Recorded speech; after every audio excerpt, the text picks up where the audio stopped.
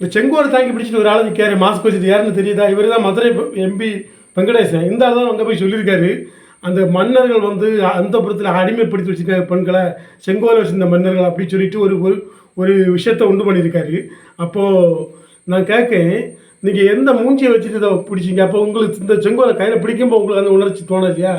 மீண்டும் மீண்டும் மீண்டும் இந்த செங்கோல் பற்றின வரலாறு மக்கள்கிட்ட கொண்டு சேர்க்க தான் இவங்க பேசிகிட்டு இருக்காங்க. இந்த வீடியோ பதிவில் நான் உங்களுக்கு இனி வரப்போகிற விஷயம் திரும்ப உங்களுக்காக அந்த வரலாறை திரும்ப ஒருக்கோட நான் கொண்டு வரேன்.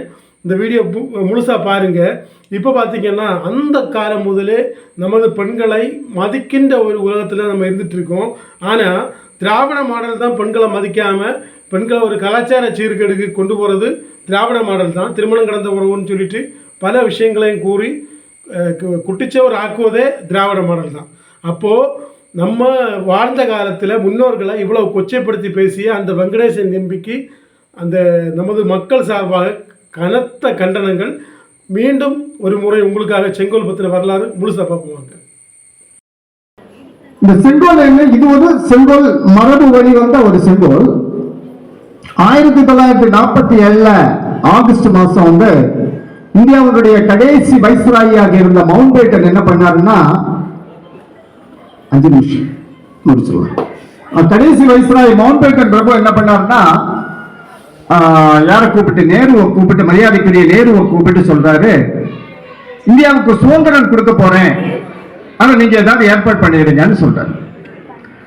நெஹ்ரு இதை கேட்டது என்ன பண்ணாருன்னா, ராஜாஜியை கூப்பிட்டு, மூதறிஞர் ராஜாஜியை கூப்பிட்டு சொல்றாரு,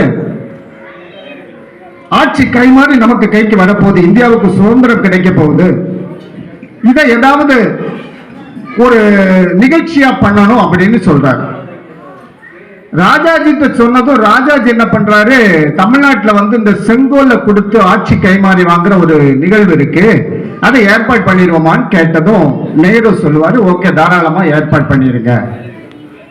அவர் உடனடியா என்ன பண்ணாருன்னா, ராஜாஜி நம்முடைய தமிழகத்தை சார்ந்த திருவாவடுதுறை ஆதீனம் மடத்தை தொடர்பு கொண்டு இப்படி ஒரு நிகழ்ச்சி இருக்கு, ஆதீனத்திட்ட பேசுறாரு, ராஜாஜி பேசுறாரு, இந்த மாதிரி ஒரு நிகழ்வு இருக்கு, அதனால இந்த செங்கோலை வடிவமைத்து இங்க தந்து இந்த நிகழ்ச்சியை சிறப்பா செய்து தரணும்னு திருவாவடுதுறை ஆதீனத்திற்கு யாரு சொல்றான்னு சொன்னா, ராஜாஜி, மூதறிஞர் ராஜாஜி கட்டளை இடுகிறார்.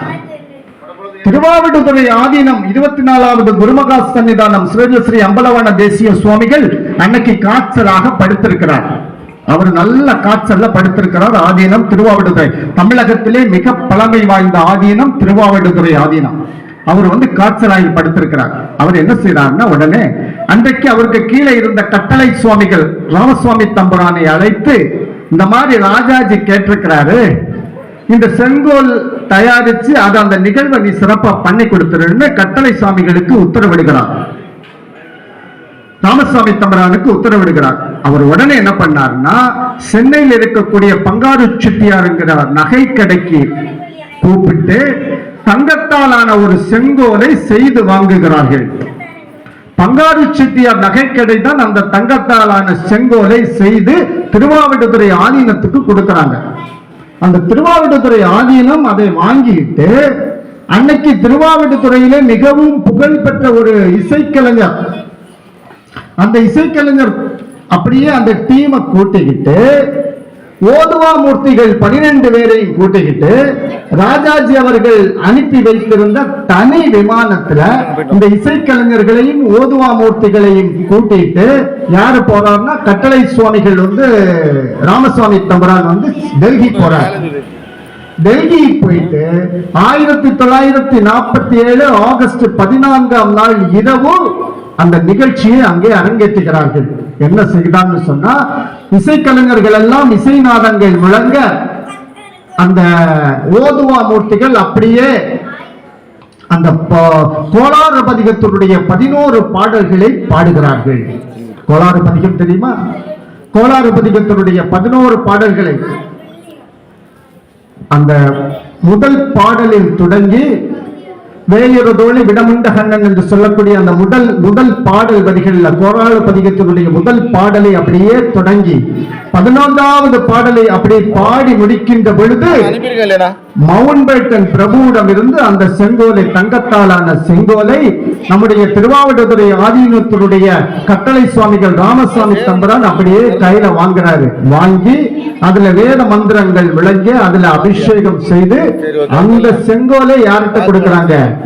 நேரு இடத்துல 1947 ஆகஸ்ட் 14ஆம் தேதி இரவு 12 மணிக்கு 11:59க்கு இந்த செங்கோலை நேருவிடம் வழங்குகிறார்கள். இதுதான் ஒரு வரலாற்று நிகழ்ச்சி.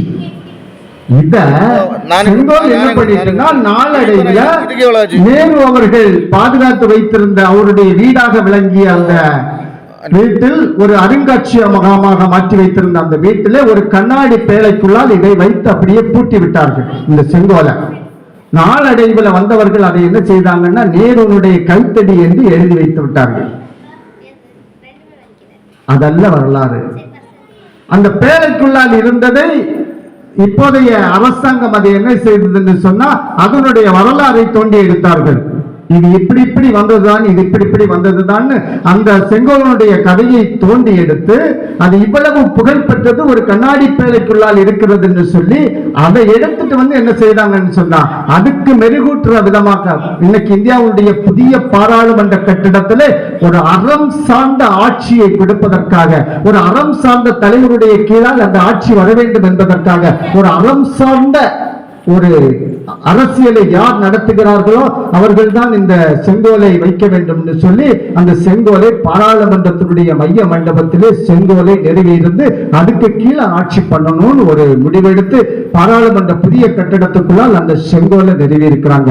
அந்த செங்கோலை அங்கே வடிவமைக்கும் பொழுது சும்மா இல்ல, தமிழகத்தில் இருக்கக்கூடிய 21 ஆதீனங்களை அந்த பாராளுமன்றத்திலே வரிசையாக நிறுத்தி வைத்து ஒரு ஆதீனத்தை கொண்டு வரது கூட அவ்வளவு ரஸ்க்குங்க. இந்த முறை எங்க ஊருக்கு இவர் வர்றாரு, யாரு திருவாவடுதுறை ஆதீனம் வருகிறார், ரொம்ப விசேஷம். அப்படி 21 மடாதிபதிகளை கொண்டு வந்து லைனாக நிறுத்தி வைத்து விட்டு அவங்க அவ்வளவு பேரு கால்களையும் மலர் தூவி பாரத பிரதமர் அவர்கள் என்ன பண்ணாருன்னா மலர் தூவி மரியாதை செலுத்தினார்.